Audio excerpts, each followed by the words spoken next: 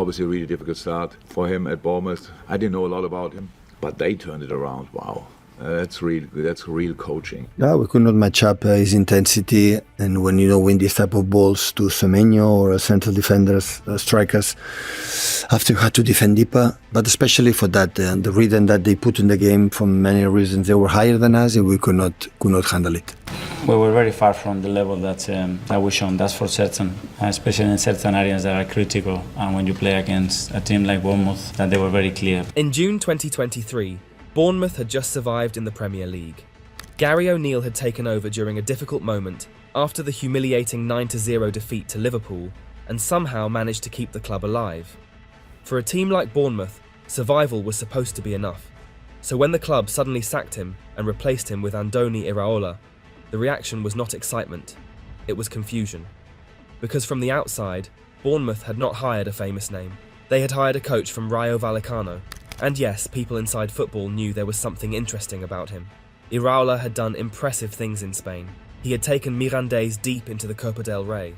He had won promotion with Rayo Vallecano. He had made a small club brave enough to hurt giants. His team had beaten Real Madrid. They had frustrated Barcelona. They played with courage, aggression and belief. But in England, that did not make him feared. Not yet. To most Premier League fans, he was simply the man Bournemouth had chosen after removing the coach who had just saved them. And that made everything feel risky, because Bournemouth could not afford to waste time. One bad appointment could send them straight back into danger. And at first, that is exactly what it looked like. The football was not flowing. The results were not coming.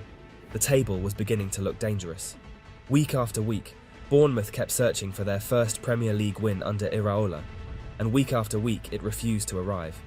9 league games passed, no wins, only 3 points, and with every bad result, the same question became louder. Had Bournemouth made a mistake? Because this was the problem with Iraola's football. It was not simple. It demanded timing, courage, movement, pressing, and total belief from players who had spent years thinking like a survival team. They had to learn when to jump, when to press, when to risk, when to attack space, and when to turn a defensive moment into a chance within seconds. And in the beginning, it looked messy. Not because there was no idea, but because the idea was difficult.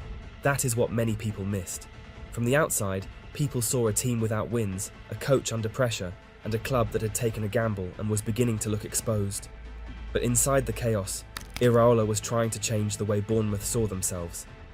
He did not want them to behave like a small team waiting to survive. He wanted them to play like a team that could hurt anyone. Still, belief is easy when results are good, and Bournemouth had no results. By the time they faced Burnley in October, the pressure was already heavy. This was not just another match. It felt like the kind of game that could define the entire start of Iraola's time in England. And even then, Bournemouth fell behind. For a moment, it looked like the same story again. But this time, something finally broke. Antoine Semenyo equalised, and Bournemouth kept pushing. Then Philip Billing produced the moment Iraola had been waiting for, a stunning long-range finish that gave Bournemouth their first Premier League win under him. It was only one victory, but it mattered. Because after weeks of pressure, Iraola finally had proof that his team was beginning to understand. But even then, nobody looked at that Burnley win and saw the beginning of a Premier League problem. They saw relief and a small club buying itself time. And that was the mistake, because Iraola was not just trying to survive the pressure, he was building something underneath it. The early chaos was not the end of the story, it was the foundation. And once Bournemouth truly understood what he wanted, they stopped looking like a team trying to escape danger. They became something much worse. Bournemouth became a trap. Iraola did not want his team to sit deep, wait for mistakes, and hope bigger clubs would waste chances. He wanted Bournemouth to attack games with the kind of energy that made opponents uncomfortable before they could even settle. The shape looked simple from the outside. Most of the time, Bournemouth started in a 4-2-3-1, but once the game opened, that shape became much more aggressive. The forwards pressed high, the midfielders jumped onto opponents, the fullbacks pushed forward, and the centre-backs squeezed the pitch until the other team felt like there was no clean way out. That was the trap. Bournemouth would make opponents think there was space, then close it before they could use it. They would guide the ball wide, surround the player, force a rushed pass, and suddenly the game would turn. One bad touch became pressure. One loose ball became a chance. One mistake became Bournemouth running straight at goal, and that is what made them so horrible to play against. They did not need to dominate possession to control the feeling of a match. They controlled the danger, and the physical numbers told the same story. Bournemouth became one of the hardest running teams in the league. At one point, no Premier League side was covering more distance per match. They were near the top for sprints, high turnovers, direct attacks, and pressure actions, which meant their football was not built on one clever tactical trick. It was built on intensity that had to be repeated again and again until the opponent broke. That is why games against them started to feel different. And the first huge warning came at Old Trafford. Manchester United were supposed to control that kind of match. They were at home, inside one of the biggest stadiums in the world, against a Bournemouth side that had spent the early part of the season looking vulnerable. But Iraola's team did not play like guests. They made United look fragile in their own stadium. Dominic Solanke scored first, then Philip Billing added another, and Marcos Senesi finished the job as Bournemouth won 3-0. It was Bournemouth's first ever win at Old Trafford, but the score was not even the scariest part. The scary part was how comfortable Bournemouth looked, making United uncomfortable. They were not lucky. They had 2 more goals ruled out, and the match felt like a warning that something at Bournemouth was becoming real. Still, some people treated it like one strange result, so Bournemouth kept doing it. The next season, Arsenal came to the Vitality Stadium unbeaten in the league. But against Iraola's Bournemouth, even Arsenal were dragged into chaos. Bournemouth pressed them, disturbed their rhythm, attacked the spaces behind them, and forced the kind of moments Arsenal usually avoided.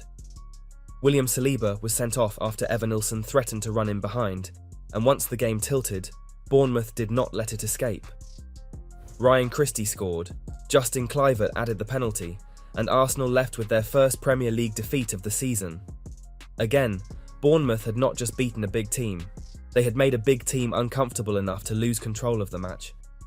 Then came Manchester City. For years, City had treated Bournemouth like a guaranteed problem they could solve. Before Iraola, Bournemouth had never beaten them in the league. But this time, Bournemouth pulled them into a different kind of game. Antoine Semenyo scored early, and Bournemouth kept attacking the spaces City left behind. They ran with more aggression, competed with more hunger, and refused to let the champions settle into their usual rhythm. Evanilson made it 2-0 in the second half, and even when City pulled one back late, the match had already said what it needed to say. Bournemouth had beaten Manchester City 2-1, ending their 32-game unbeaten run in the Premier League. And after the game, even Pep Guardiola admitted the problem. City could not match Bournemouth's intensity. That sentence mattered, because this was Manchester City, a team built to control matches better than anyone, and yet they had been forced into Bournemouth's world. Iraola's team had taken the game away from tactics on a whiteboard and turned it into a physical, emotional, high-speed fight. And City could not live with it. That is when the meaning of Bournemouth started to change. They were no longer just a small club having good days against bigger teams. They were becoming a weekly danger, the kind of opponent that made managers nervous because the match never felt completely safe. Even when teams were winning, Bournemouth could still hurt them. Luton found that out when they went 3-0 up at half-time, only for Bournemouth to come back and win 4-3. Everton found it out too when they led 2-0 late in the game, then watched Bournemouth score 3 times near the end and steal a 3-2 win. That was another part of the trap. You could not relax against them. Not when they were level, not when they were losing, and not even when the match looked finished. Because Iraola had built a team that believed chaos belonged to them. If an opponent hesitated, they smelled danger. And once they recovered the ball, they did not waste time trying to make the attack look beautiful. They went forward immediately. That directness became one of their biggest weapons.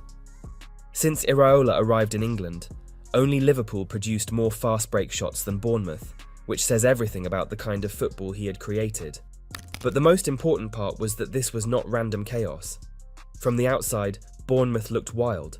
They pressed high, ran everywhere, attacked quickly, and made games feel messy. But inside Iraola's system, the chaos had rules. The players knew when to jump, when to close, when to force the ball wide, and when to explode forward. That is how Bournemouth had become a trap. And once the Premier League fell into it, Iraola's next challenge was even more impressive. Because every time people thought Bournemouth would slow down, bigger clubs came for his best players. He kept losing stars and still improved. When a small club starts doing something special, the football world does not just admire it, it starts taking pieces away, and that is exactly what happened to Iraola. The first major blow was Dominic Solanke. Under Iraola, Solanke had become the centre of Bournemouth's attack. He pressed from the front, occupied defenders, attacked space, and gave the team a target whenever they recovered the ball. So when Tottenham came for him after his 19-goal Premier League season, it looked like Bournemouth were losing the player who made the attack work. For most clubs at their level, that kind of loss would have dragged everything backwards. But Bournemouth did not fall apart. They adapted.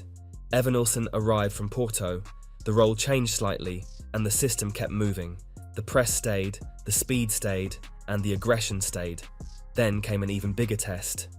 The defence was pulled apart. Dean Huijsen went to Real Madrid. Milos Kerkez went to Liverpool.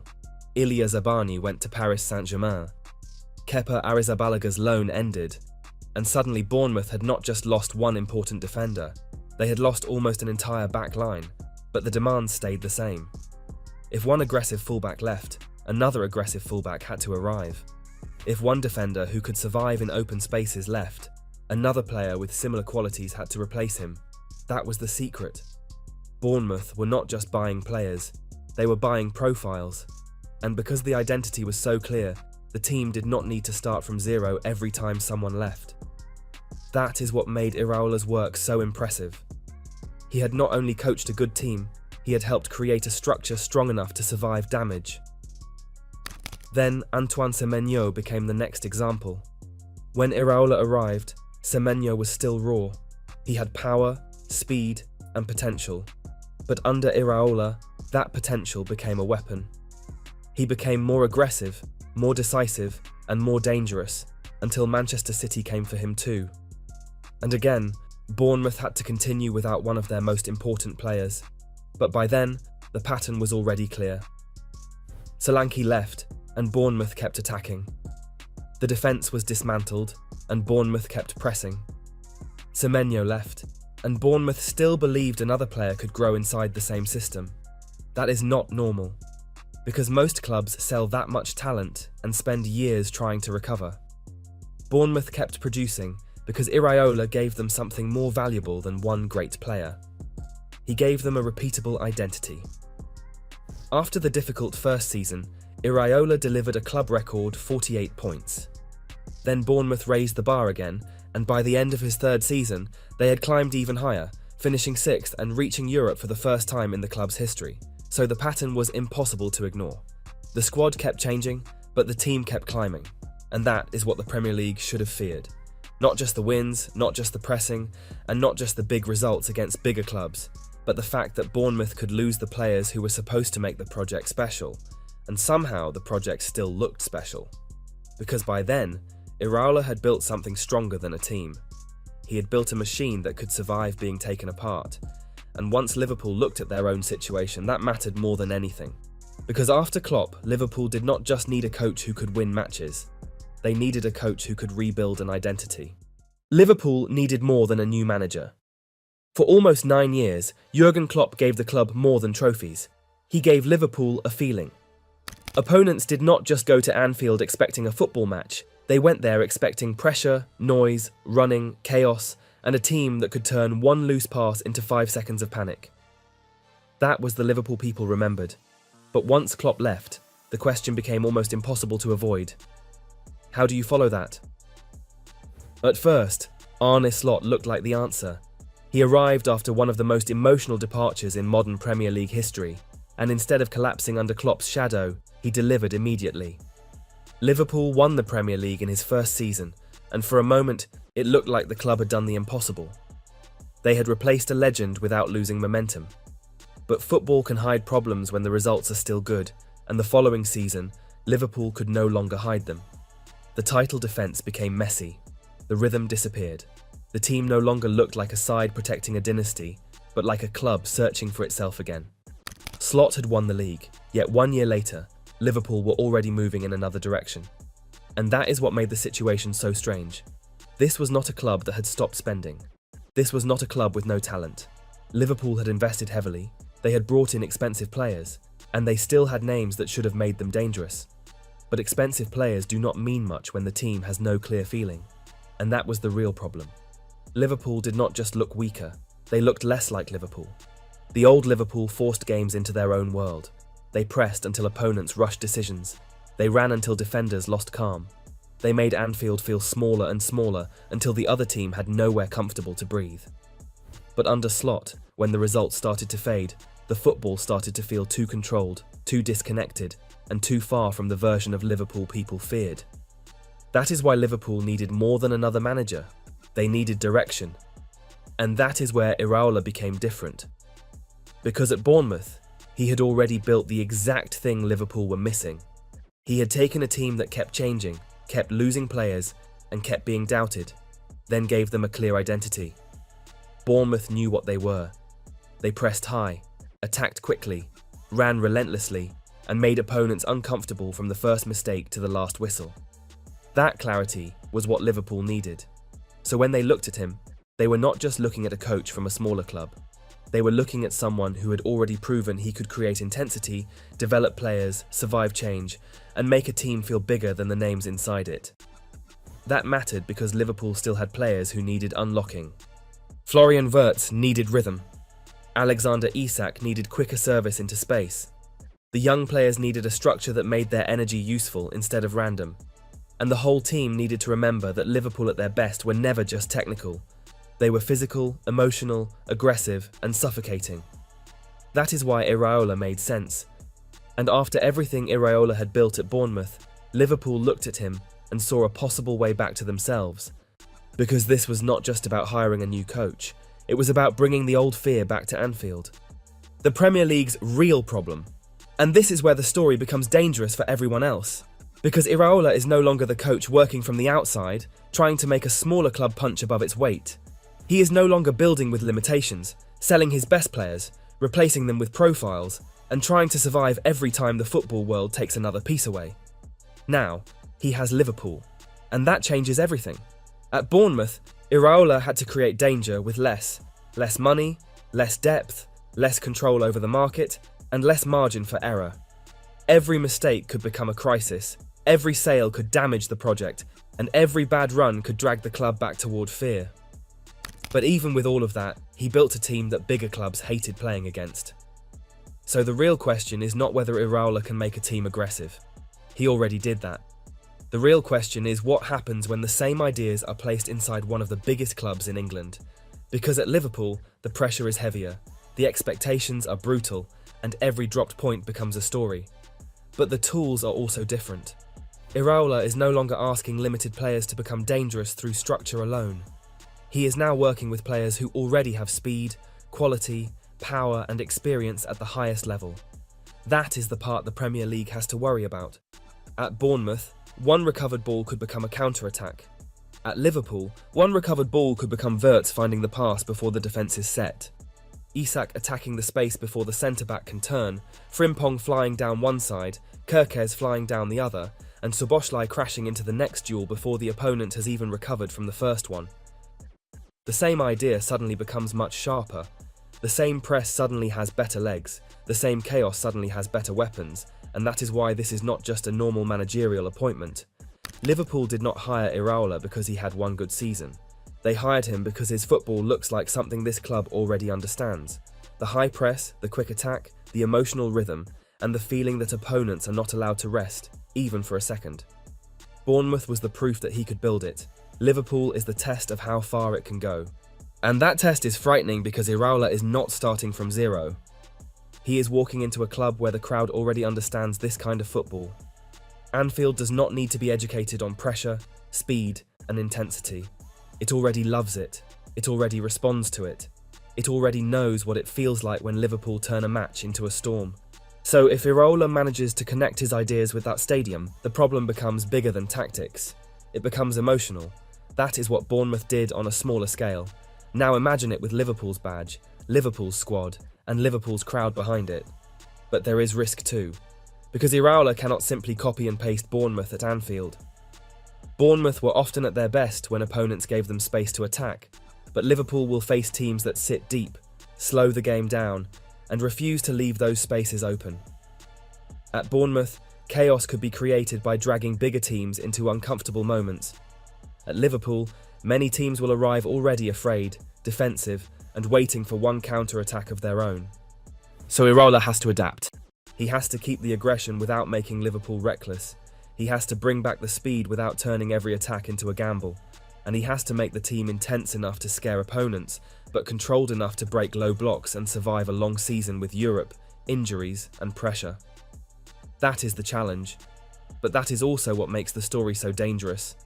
Because if it fails, people will say the jump was too big.